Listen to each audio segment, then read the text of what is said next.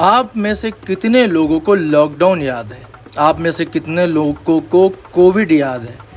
आप में से कितने लोग अब आज के समय में ये इमेजिन कर सकते हैं कि उस समय जब चारों तरफ बंद था सब कुछ, कितनी परेशानी हो रही थी और कितने लोगों ने कितने ही अपनों को असमय मौत में खो दिया था। कितने ही लोग, कितने ही परिवार के परिवार उजड़ गए इस कोविड के चक्कर में। क्या आपने कभी सोचा है कि क्या कोरोना वापस आ सकता है? आजकल जो केस बढ़ रहे हैं वो चिंता तो बढ़ा ही रहे हैं। क्या आपको लगता है कि कोविड की चौथी लहर भी आ सकती है? और इस पर क्या एक्सपर्ट की राय है?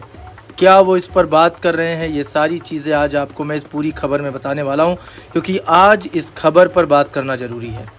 क्योंकि अगर हमने समय रहते बचाव नहीं किए, सावधानियाँ नहीं बरती, तो हो सकता है कि एक बार फिर हमें लॉकडाउन की ओर जाना पड़े।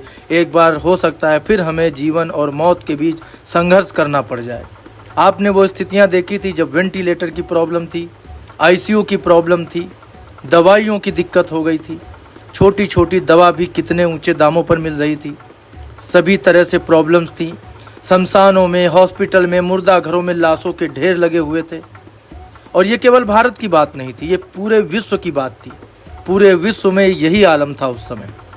आप लोगों को याद होगा, क्योंकि हम सब ने ये चीज़ें देखी हैं कि 2020 में और 2021 में जो लहर आई वो कितनी भयावह थी। उसने कितनी ज़िंदगियों को निगल लिया। तो इस पूरी खबर पर आज हम बात करने वाले हैं और आपको हम आगे की पूरी आज डिटेल कि अभी क्या स्थिति है कोविड की आज के समय में और इससे क्या सावधानी रखनी चाहिए, क्या ऐसी सावधानी रख करके हम इसे यहीं पर रोक सकते हैं, ख़त्म कर सकते हैं। देश में कोरोना वायरस के मामले अभी तेज़ी से बढ़ने लगे हैं। आज एक्टिव केसों की संख्या, जब मैं आपके लिए ये शो स्टूडियो में बैठ के कर रहा हूँ, उस समय आज भारत में कोविड के एक्टिव केसों की संख्या 1326 पहुँच गई है। वहीं जान जाने वालों की संख्या अब 14 हो गई है। माना कि पूरे देश में 14 लोगों की जान जाना इस गंभीर बीमारी से और 1326 केस होना बहुत बड़ी चीज़ नहीं है, लेकिन फिर भी एक जान की भी बहुत बड़ी कीमत है इस देश में और हम लोगों में। किसी एक व्यक्ति की भी जान क्यों जाए, क्यों लापरवाही में हम किसी की जान जाने दें। इनमें से सबसे ज़्यादा 6 जानें महाराष्ट्र में अकेले गई हैं। उधर इंडियन इंस्टीट्यूट ऑफ टेक्नोलॉजी यानी कि IIT कानपुर के डायरेक्टर प्रोफेसर मणिंद्र अग्रवाल ने बताया है कि 2022 के बाद नए वेरिएंट की वजह से कोविड पेशेंट कई बार बढ़े हैं, लेकिन कोई गंभीर स्थिति नहीं देखी गई है। मेरा अंदाज़ा है कि इस बार भी बहुत परेशान होने की ज़रूरत नहीं है। तो ये बड़ी चीज़ है आपको मैं जो इस समय बता रहा हूँ, क्योंकि क्या है, मैं कई दिनों से देख रहा था बहुत सारे न्यूज़ टीवी चैनल जो हैं वो इस खबर को कुछ डरावना बना करके बता रहे हैं, कुछ भ्रांतियाँ फैला रहे हैं, लोगों को डरा रहे हैं। और ये सबसे गलत चीज़ है हमारे देश की मीडिया सिस्टम में। TRP की रेस में लोगों को किस तरह से डरा दिया जाता है, उन्हें मजबूर कर दिया जाता है कि वो ऐसी खबरें देखें जिससे केवल न्यूज़ चैनलों का लाभ है, लोगों का कोई लाभ नहीं होने वाला है। और इस सिस्टम से मुझे बड़ी दिक्कत है। इसीलिए मैंने तसल्ली से जब पूरी रिसर्च कर ली इस खबर पे, हर तरह से एक्सपर्ट से जानकारी ले ली, उसके बाद मैं आपके लिए खबर कर रहा हूँ। और बिल्कुल बेशक ये बीमारी, ये वायरस ऐसा है कि इससे हमें चिंतित होने की ज़रूरत है, इससे हमें बचाव की ज़रूरत है, इससे सावधानी रखने की ज़रूरत है, लेकिन इतना भी घबराने की ज़रूरत इस समय नहीं है इस देश में जितना बाकी लोग आपको अफवाहों के साथ और गलत खबर दे करके आपको भयभीत कर रहे हैं। वहीं बनारस हिंदू यूनिवर्सिटी BHU के प्रोफेसर ज्ञानेश्वर चौबे के मुताबिक कोविड की चौथी लहर आती है तो उसका असर 21 से 28 दिन तक रहेगा। यह दूसरी लहर की तरह जानलेवा नहीं होगी। मतलब जो हमारे IIT कानपुर है और जो बनारस हिंदू यूनिवर्सिटी यानी BHU के प्रोफेसर्स हैं, जो जानकार हैं इस पूरे सब्जेक्ट के, जिन्होंने इस पूरी खबर को एनालिसिस किया है, वो ये कह रहे हैं कि इस अगर लहर आती भी है चौथी तो उससे घबराने की कोई ज़रूरत नहीं है और वो 21 से 28 दिन में समाप्त हो जाएगी। लेकिन सावधानी रख सकते हैं, बाकी घबराने की कोई भी ज़रूरत नहीं है। ये उतनी भयावह स्थिति पैदा नहीं करेगी। तो ये आप लोगों के लिए सबसे बड़ी चीज़ है कि आपको पैनिक नहीं होना है कि ये जो लहर आ रही है या कोविड के केस बढ़ रहे हैं तो इनसे बहुत ज़्यादा परेशान होने की ज़रूरत है। ऐसा कुछ नहीं है। बस सावधानी रखिए, मास्क लगाइए, उचित दूरी रखिए और कुछ भी अगर आपको संदिग्ध लगता है अपने शरीर में बदलाव कोई सिम्टम्स नज़र आते तो आप जांच करा लीजिए, कोविड की जांच करा लीजिए और जो भी प्रिस्क्रिप्शंस हैं उसके फॉलो कीजिए और स्वस्थ हो जाइए फटाफट। और सोशल डिस्टेंसिंग रखिए ताकि आपसे किसी और को ना हो। प्रोफेसर ज्ञानेश्वर चौबे का कहना है कि जिन लोगों ने वैक्सीनेशन करवाया था उन्हें भी सावधानी बरतने की ज़रूरत है। इसकी वजह यह है कि वैक्सीनेशन नए वेरिएंट के असर होने से रोक नहीं सकती है। हालांकि वैक्सीनेशन की इम्यूनिटी अभी भी पूरी तरह से कमज़ोर नहीं हुई है। यह आपके शरीर को नए वेरिएंट से लड़ने में मदद ज़रूर करेगा। अब हम आपको पहले थोड़ा सा रोक करके आपको बता देते हैं कि इस समय हमारे देश के किस राज्य में कितने केस हैं। तो शुरुआत करते हैं जम्मू कश्मीर से, वहाँ 2, पंजाब में 1, हरियाणा में 18, राजस्थान में 22, गुजरात में 64, महाराष्ट्र में 385, गोवा में 1, कर्नाटक में 126, केरल में 430, तमिलनाडु में 69, आंध्र प्रदेश में 4, तेलंगाना में 1, छत्तीसगढ़ में 3, पश्चिम बंगाल में 27, अरुणाचल प्रदेश में 2, बिहार में 11, दिल्ली में 104, यूपी में 40, मध्य प्रदेश में 9। तो ये जो है कुल केस 1326 हैं। जाने जो गई हैं अभी तक कोविड की वजह से वो 14 लोगों की जान गई है। और इसमें अगर हम आज के ग्राफ पे नज़र डालते हैं तो इसमें पहले नंबर पर आपका केरल है जिसमें 430 सबसे ज़्यादा केस हैं। उसके बाद महाराष्ट्र है जिसमें 385 सबसे ज़्यादा केस हैं दूसरे नंबर पर। और उसके बाद अगर हम बात करते हैं तो कर्नाटक है जिसमें इस समय 126 केस हैं। उसके बाद दिल्ली है जिसमें 104 केस हैं। तो ये आंकड़ा इस तरह से है। और उसके बाद आपका तमिलनाडु है जिसमें 69 केस हैं, फिर गुजरात है 64। तो इस तरह से ये केस हैं। उत्तर प्रदेश में 40 हैं। तो इस तरह से अभी इन केसों की संख्या है। पांडुचेरी में 9 केस हैं। अब आपको हम कोरोना से जुड़े आज के सबसे बड़े अपडेट बता देते हैं। तो जम्मू कश्मीर में कोविड-19 के 2 मामले सामने आए हैं। दोनों केरल के रहने वाले हैं और श्रीनगर के गवर्नमेंट डेंटल कॉलेज में पढ़ाई कर रहे हैं। वहीं महाराष्ट्र के ठाणे में बुधवार को 67 साल के एक बुजुर्ग की जान चली गई। उसे 25 मई को भर्ती कराया गया था। प्रेस रिलीज के मुताबिक उन्हें हाई बीपी और डायबिटीज़ थी। उन्होंने कोविड वैक्सीन भी नहीं लगवाई थी। चंडीगढ़ में बुधवार को यूपी के रहने वाले 40 साल के एक व्यक्ति के इलाज के दौरान जान चली गई। वो पंजाब के लुधियाना में काम करता था और सांस लेने में तकलीफ के बाद मरीज को चंडीगढ़ रेफर किया गया। वहां उसका टेस्ट कोरोना पॉजिटिव आया था। जान जाने वालों का जो आंकड़ा है वो अब 14 हो गया है, जो मैंने आपको अभी बताया है। वहीं अब आपको हम फिर एक बार रिमाइंड करा देते हैं। 6 राज्यों में अब तक 14 लोगों की जानें जो गई हैं, तो वो आपको हम बता देते हैं। महाराष्ट्र में एक्टिव केस 385 हैं और वहाँ पर 6 लोगों की जान गई है। केरल में एक्टिव केस 430 हैं, वहाँ 2 लोगों की जान जा चुकी है। उत्तर प्रदेश में एक्टिव केस 40 हैं, 2 लोगों की जान जा चुकी है। राजस्थान में एक्टिव केस 22 हैं, 2 लोगों की जान जा चुकी है। मध्य प्रदेश में एक्टिव केस 9 हैं, 1 व्यक्ति की जान जा चुकी है। कर्नाटक में 126 एक्टिव केस हैं, 1 की जान जा चुकी है। जयपुर में 26 मई को कोरोना के 2 मरीजों की जान चली गई।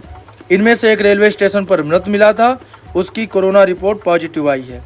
दूसरी मौत प्राइवेट हॉस्पिटल में भर्ती 26 साल के युवक की हुई। उसे पहले से ही टीबी की बीमारी थी। वहीं महाराष्ट्र के ठाणे में एक कोरोना पॉजिटिव महिला की इलाज के दौरान जान चली गई। ठाणे में ही 25 मई रविवार को अस्पताल में इलाज करा रहे 21 साल के युवक की भी जान चली गई थी। उसका 22 मई से इलाज चल रहा था। इससे पहले 17 मई को कर्नाटक के बेंगलुरु में 84 साल के बुजुर्ग की जान चली गई थी। स्वास्थ्य विभाग ने बताया था कि बुजुर्ग की मौत मल्टी ऑर्गन फेल्योर की वजह से हुई थी। 24 मई को उनकी कोविड रिपोर्ट भी पॉजिटिव आई थी। केरल में 2 लोगों की कोविड से जान चली गई है।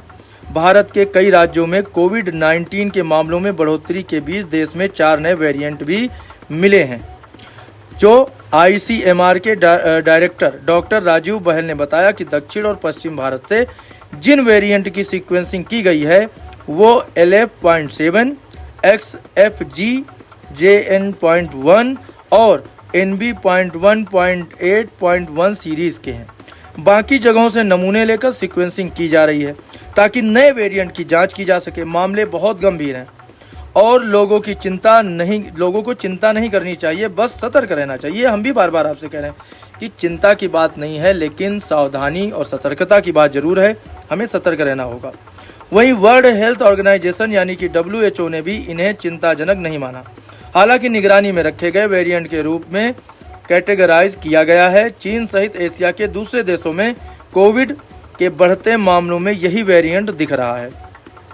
NB.1.8.1 के A435S और V44SH और T478I जैसे स्पाइक प्रोटीन म्यूटेशन अन्य वेरिएंट की तुलना में तेजी से फैलते हैं। इन पर कोविड के खिलाफ बनी इम्यूनिटी का भी असर नहीं होता। भारत में कोविड का JN.1 वेरिएंट सबसे आम है। टेस्टिंग में आधे से ज़्यादा सैंपल में ये वेरिएंट मिलता है। इसके बाद BA.2 26% और ओमिक्रॉन सब लाइनेज 20% वेरिएंट के मामले भी मिलते आए हैं। तो कोविड JN.1 सब वेरिएंट क्या है, इसके बारे में आपको थोड़ा मैं पहले जानकारी दे देता हूं। तो JN.1 ओमिक्रॉन के BA.2.86 का एक स्ट्रेन है। इसे पिरोला भी कहा जाता है। अगस्त 2023 में पहली बार इसे देखा गया था। इसमें करीब 30 म्यूटेशंस हैं जो इम्यूनिटी को कमज़ोर करते हैं। ये JN.1 के लक्षण हो सकते हैं, आपको मैं जो बता रहा हूँ: सिर दर्द, बुखार, सूखी खांसी, स्वाद या गंध न आना, आँखों में जलन, गले में खराश, नाक बहना या बंद होना, थकान, मांसपेशियों में दर्द और दस्त या उल्टी। ये JN.1 के लक्षण कोविड वेरिएंट जैसे ही हैं। JN.1 ओमिक्रॉन के BA.2.86 का एक स्ट्रेन है। इसे अगस्त 2023 में पहली बार देखा गया था, जैसा मैंने आपको बताया। दिसंबर 2023 में WHO ने इसे वेरिएंट ऑफ इंटरेस्ट घोषित किया। इसमें करीब 30 म्यूटेशंस हैं जो इम्यूनिटी को कमज़ोर करते हैं। अमेरिका के जॉन्स हॉपकिंस यूनिवर्सिटी के अनुसार JN.1 अन्य वेरिएंट की तुलना में ज़्यादा आसानी से फैलता है, लेकिन ये बहुत गंभीर नहीं है। दुनिया के कई हिस्सों में ये सबसे आम वेरिएंट बना हुआ है। JN.1 वेरिएंट के लक्षण कुछ दिनों से लेकर हफ्तों तक रह सकते हैं। अगर आपके लक्षण लंबे समय तक बने रहते हैं तो हो सकता है कि आपको लंबे समय तक रहने वाला कोविड हो। ये एक ऐसी स्थिति है जिसमें कोविड-19 के कुछ लक्षण ठीक होने के बाद भी बने रहते हैं। अब आपको हम बताते हैं कि कोविड वेरिएंट JN.1 पर इफेक्टिव वैक्सीन क्या है। Pfizer BioNTech mRNA vaccine, Moderna vaccine और जेपोमेरेन कोस्टाइव ये सेल्फ एम्पलीफाइंग है। कोवोवैक्स जो कि XBB.155 प्रोटीन सब यूनिट वैक्सीन है। वहीं नोवावैक्स वैक्सीन प्रोटीन आधारित ये वैक्सीन है, तो ये इस पर कारगर साबित है। लेकिन सबसे बड़ी चीज़ जो मैंने आपको बताई है कि सावधानी रखने की ज़रूरत है और उसमें किसी भी तरह की जो है कोताही नहीं बरतनी चाहिए किसी को भी, क्योंकि कोरोना की चौथी लहर आ सकती है, इसमें कोई बड़ी बात नहीं है। तो यही जो हम आपको अभी बता रहे थे कि कोविड-19 अब उतना घातक तो नहीं रहा है जितना यह महामारी के शुरुआती दिनों में था, लेकिन इसका मतलब ये नहीं है कि हमें लापरवाह हो जाना चाहिए। मास्क, सोशल डिस्टेंसिंग और वैक्सीनेशन अब भी हमारे सबसे बड़े हथियार हैं, खासकर उन लोगों के लिए जो बुजुर्ग हैं या जिन्हें पहले से कोई गंभीर बीमारी है। तो क्या हमें फिर से मास्क पहनना शुरू कर देना चाहिए? क्या हमें वैक्सीन की बूस्टर डोज भी लेनी चाहिए? तो सिंगापुर और हांगकांग में स्वास्थ्य अधिकारियों ने बुजुर्गों और हाई रिस्क ग्रुप्स को बूस्टर डोज लेने की सलाह दी है। थाईलैंड और चीन में भी लोगों से वैक्सीनेशन कराने की अपील की जा रही है। भारत में भी विशेषज्ञ सलाह दे रहे हैं कि हमें सतर्क रहना चाहिए, खासकर उन लोगों को जो अंतर्राष्ट्रीय यात्रा करते हैं। अब सबसे बड़ी चीज़ आपको मैं इस आज के इस शो के आखिर में बताऊंगा कि अफवाहों से बचिए, उन न्यूज़ चैनलों से सावधान रहिए जो आपको कोविड के बारे में गलत और डरावनी जानकारियां दे रहे हैं। ये जो कोविड है ये उतना घातक नहीं है, लेकिन हाँ नुकसानदायक ज़रूर है। और आपने वो सब चीज़ें देखी हुई हैं पहले जो हुआ था, चाहे लॉकडाउन हो, चाहे आलासों के अंबार लगने हो, आप सबने ये स्थितियाँ देखी हैं। तो इसलिए हमें सावधान रहने की ज़रूरत है, हमें इससे बचाव की ज़रूरत है, लेकिन घबराने और परेशान होने की बिल्कुल भी ज़रूरत नहीं है। आप लोग मस्त रहिए, बस अपना थोड़ा सा ध्यान रखिए, अपनों का ध्यान रखिए। तो आज की ये बड़ी खबर यहीं तक। अब हमारी मुलाकात आपसे कल होगी एक और बड़ी खबर के साथ। तब तक आप देखते रहिए इम्पैक्ट भारत टीवी।